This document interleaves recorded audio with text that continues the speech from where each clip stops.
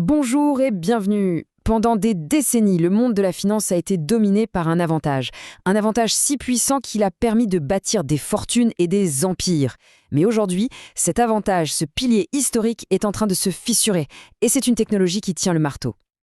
Alors, posons-nous la question. Au fond, c'est quoi cet avantage si fondamental? Qu'est-ce qui, depuis toujours, a réellement fait la différence sur les marchés? On pourrait penser que c'est l'argent. Et bien sûr, avoir des capitaux, c'est indispensable pour jouer. Mais le vrai pouvoir, le véritable avantage stratégique, ça a toujours été de savoir. De savoir quelque chose d'important avant tout le monde. C'est ça le secret. Et ce concept, il a un nom, l'asymétrie d'information. Ce n'est pas juste un terme académique, non. C'est littéralement l'architecture sur laquelle Wall Street s'est construite. L'idée simple que certains en savent plus et plus vite que d'autres. C'est ce déséquilibre qui crée le jeu. D'accord. Mais alors, comment cette forteresse de l'information a-t-elle été protégée pendant si longtemps? En fait, historiquement, l'accès était gardé par 4 grandes barrières, presque infranchissables. Regardons-les d'un peu plus près. La première et la plus évidente, le coût. Pour avoir accès aux données et aux analyses de niveau professionnel, il faut des outils. Des outils comme les terminaux Bloomberg, par exemple, qui coûtent des dizaines de milliers de dollars par an pour un seul utilisateur. C'est une barrière financière gigantesque. Deuxièmement, il y a le réseau, le cercle des initiés, les relations privilégiées avec les courtiers, l'accès à des experts, les invitations à des conférences exclusives, tout ça donne un avantage qualitatif.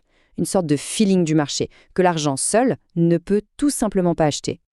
Troisième barrière, la complexité.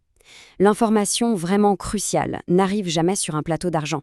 Elle est éparpillée, partout, dans des articles de recherche, des rapports gouvernementaux, des communiqués de presse. Pour connecter tous ces points, il fallait jusqu'à présent une véritable armée d'analystes. Et enfin, il y a le bruit. Une bonne partie de la recherche financière est produite par des gens qui ont quelque chose à vendre.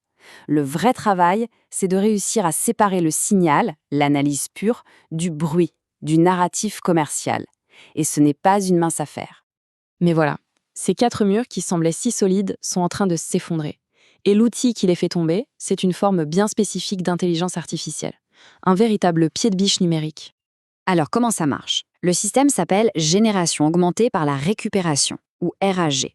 Son super pouvoir, c'est qu'il n'invente rien. Il ne fantasme pas une réponse. Non, il décompose une question complexe, va chercher les faits dans des milliers de sources fiables, il synthétise une réponse et surtout, il cite absolument tout.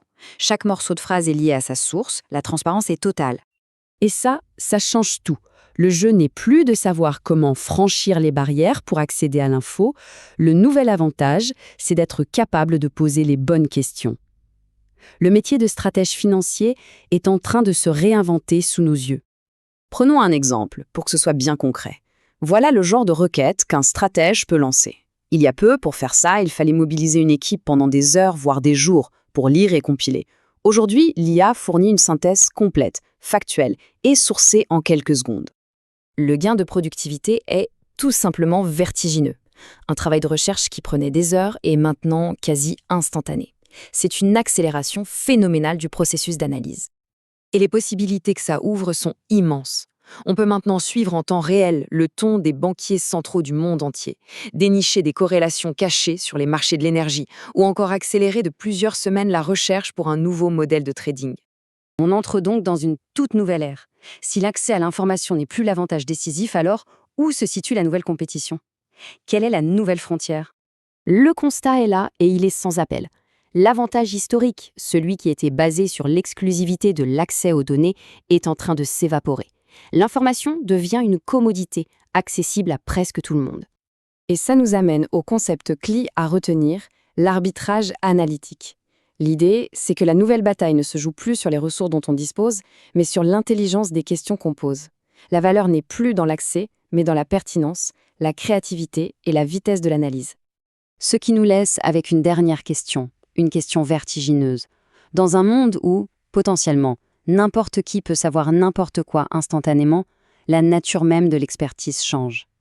La vraie compétence n'est plus de trouver la réponse, c'est de formuler la question parfaite.